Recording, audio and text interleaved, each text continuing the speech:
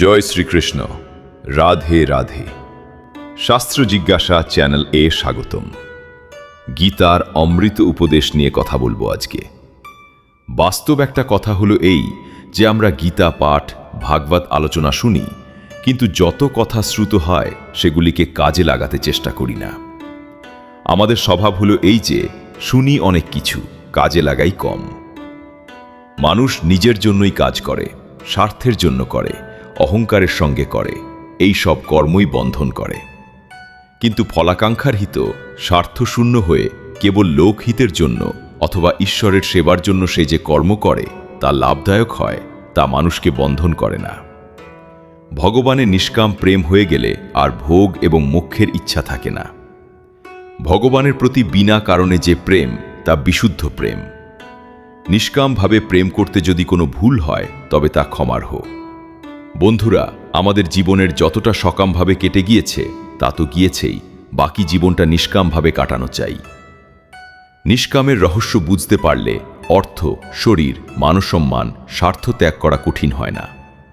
ভগবান বলেন, মমতা, আসক্তি, কামনা, অহংকার থেকে মুক্ত হয়ে কর্ম করা উচিত এবং কর্মফলের হেতুও হওয়া উচিত নয়। ভগবৎ প্রাপ্তির কাছে সমস্ত কাজ গৌণ, সমস্ত কাজ ছেড়ে দেওয়া উচিত।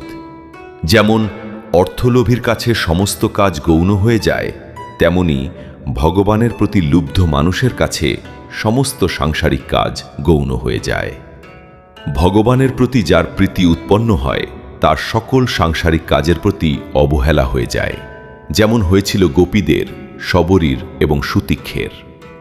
শাস্ত্রের শিক্ষা: অর্থলোভী যেমন অর্থকে কদর করে, তার অপেক্ষা বেশি কদর করতে হবে ভগবানকে, সৎসঙ্গকে, সাধনাকে এবং ভজন ধ্যানকে। মহাপুরুষরা বলছেন, লোভী মানুষ অর্থের প্রভাবকে বুঝতে পারে বলে অর্থের জন্য মারাও যায়। তেমনি আমরাও যদি ভগবানের প্রভাবকে বুঝতে পারি তাহলে ভগবানের জন্য আমরাও মৃত্যুবরণ করে নিতে পারি। ভগবানকে না পেলে আমাদের দুঃখ দূর হবে না। এই জন্যেই ভগবানকে পাওয়ার জন্য অর্থ, স্ত্রী, পুত্র, শরীরের আরাম প্রভৃতি কোনো কিছুকে পরোয়া না করে কোমর বেঁধে সাধনায় লেগে যাওয়া উচিত। তাহলে পরমাত্মা প্রাপ্তিতে দেরি হবে না। পরমাত্মাকে প্রাপ্ত করার পর দুঃখ চিরকালের জন্য বিদূরিত হবে, চিরকালের জন্য শান্তি ও আনন্দ লব্ধ হবে।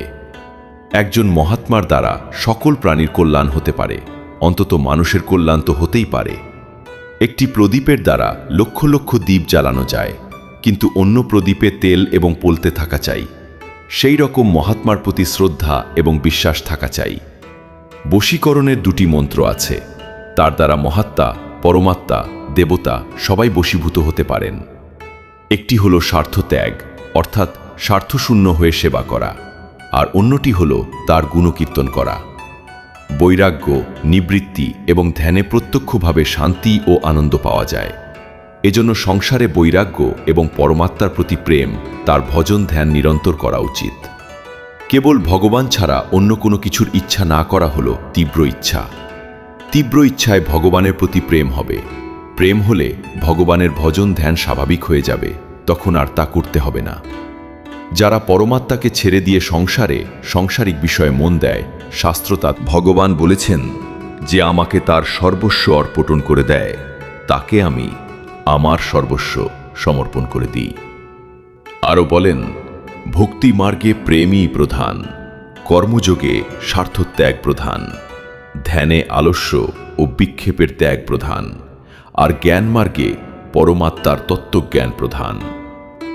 যে কোনো বর্ণ বা আশ্রমেরই হোক, পরমাত্মাকে প্রাপ্ত করবার অধিকার সকলেরই রয়েছে। স্মৃতিকাররা কলিযুগে সন্ন্যাস নেওয়া নিষিদ্ধ বলেছেন, কিন্তু বৈরাগ্য যদি তীব্র হয় তাহলে সন্ন্যাস গ্রহণে আপত্তি নেই, তবে কঠিনতা অবশ্যই আছে।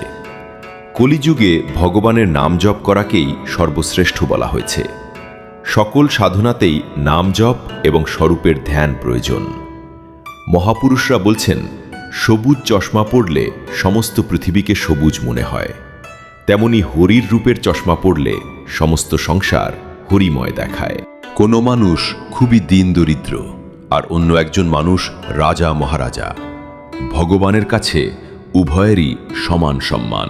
অর্থ, বিদ্যা এবং বুদ্ধি। এগুলোকে সাংসারিক কাজে লাগালে বাধা, আর ভগবানের ভক্তিতে লাগালে সহায়ক।